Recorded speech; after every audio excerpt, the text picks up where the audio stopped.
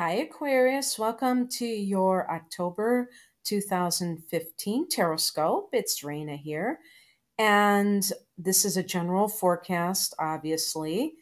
I hope that something resonates with you, but if you want something personalized, you can click on the link below. Sometimes I just promote one thing, but I do have a website with other possible readings for you.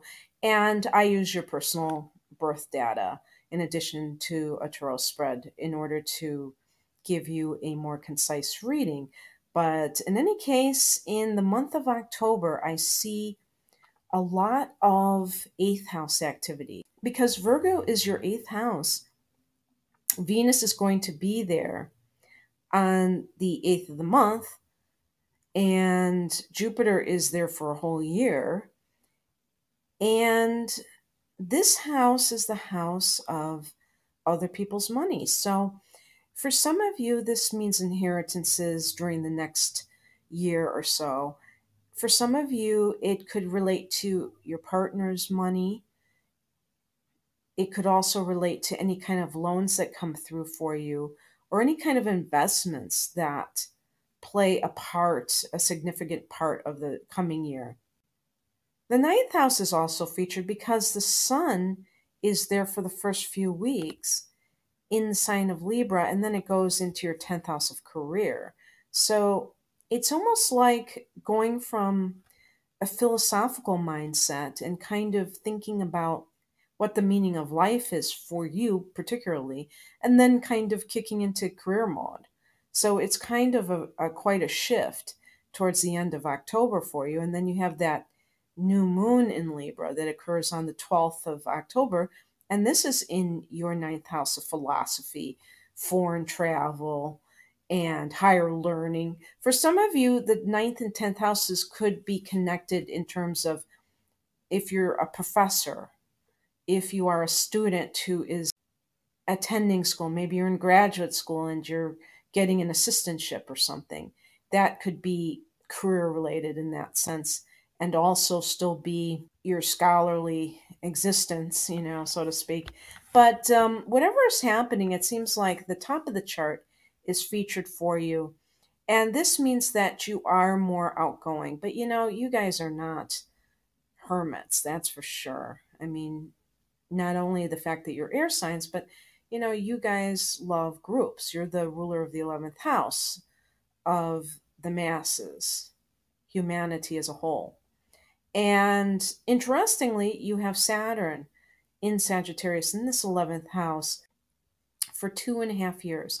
And so what I see occurring during this transit, Aquarius, is that you're going to really kind of weed out your friendships.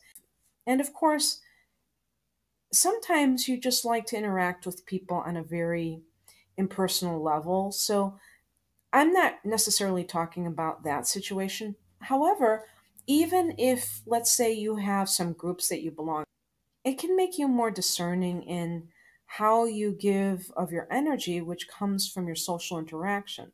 It was interesting. I was reading this definition of an introvert versus an extrovert, and they say that an introvert is drained by their social interactions, and an extrovert is actually energized by their social interactions. So I don't think it gets much better than that in terms of defining the two, because I guess I would qualify myself more as an introvert, even though I'm not shy in the sense of being able to talk to strangers or anything like that. But I prefer kind of pursuits that are geared towards quiet, activities such as reading or writing, things of that nature.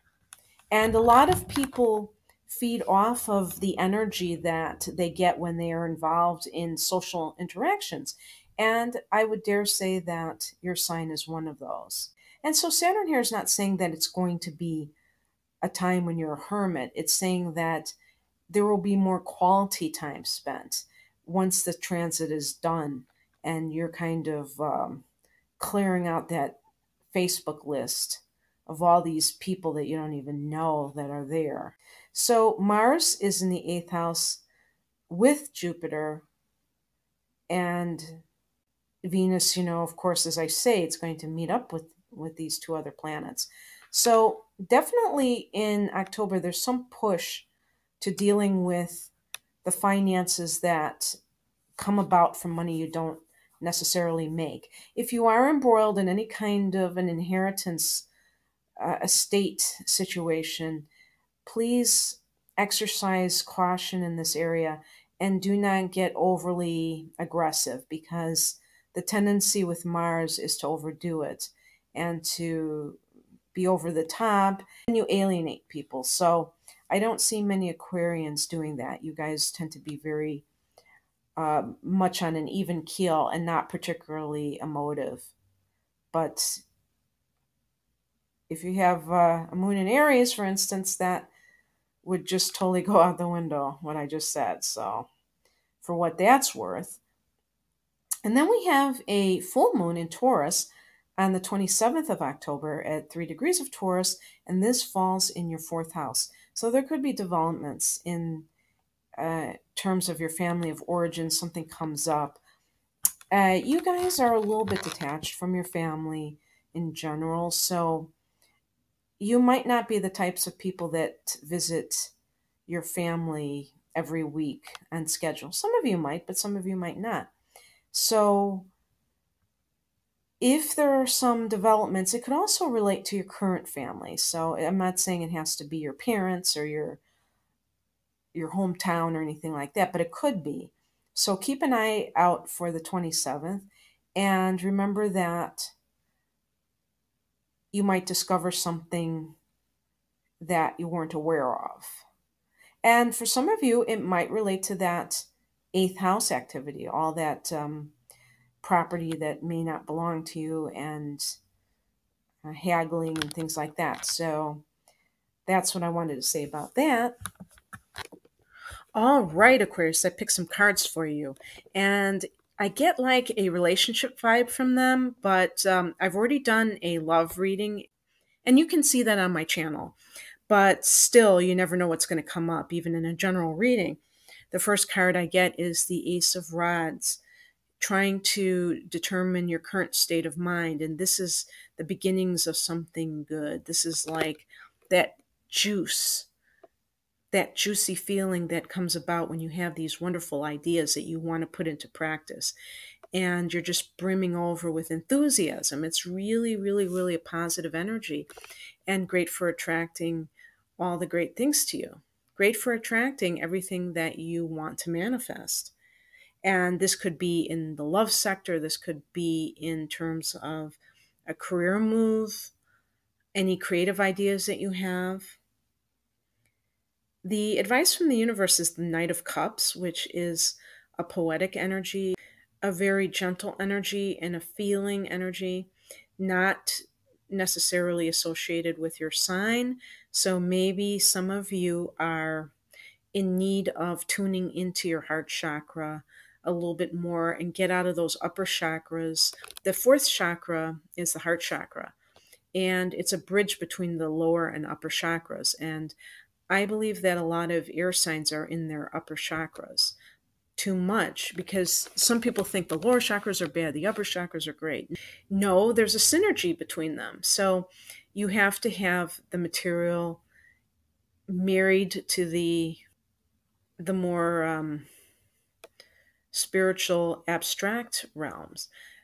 But a lot of Aquarians live in their heads and they do not tap into their emotional selves enough. And this can create some issues within relationships, because people can assume that you're too remote. Unless you really get the right partner, you can be easily misunderstood as being cold. And so this is just telling you to kind of maybe break out a book of poetry and woo somebody with a romantic evening instead of going and seeing the latest documentary or that sort of thing. And then the advice is our Hangman card. And so anything that you've been kind of trying to make happen, it might still need a little bit of gestation period. and you are required to be a little bit more patient and allow divine timing to kind of carry the day instead of trying to force matters. It's a waiting period, it's a period of gestation. And the outcome card is the Two of Cups, which is why I suspected that some of this had to do with love, because for some of you, the outcome will be that there's a romance and it's somebody that you're destined to be with, as well as a reconciliation for some of you that may have been estranged from somebody. Doesn't have to be in a romantic setting, it could just be forgiveness, it could be dropping the need to fight, duke it out with somebody, whether it's those eighth house matters I was talking about, because sometimes we're so busy trying to protect what we think is rightfully ours that we forget that the ultimate goal should be peace of mind, as far as I'm concerned. And because Aquarius is a fixed sign, I often emphasize this with Taurus, Aquarius, Scorpio, and Leo people, that the need to forgive is so important. So, Aquarius, I hope you enjoyed this little look into the month of October, and I wish you all the best during October. Take care. Bye.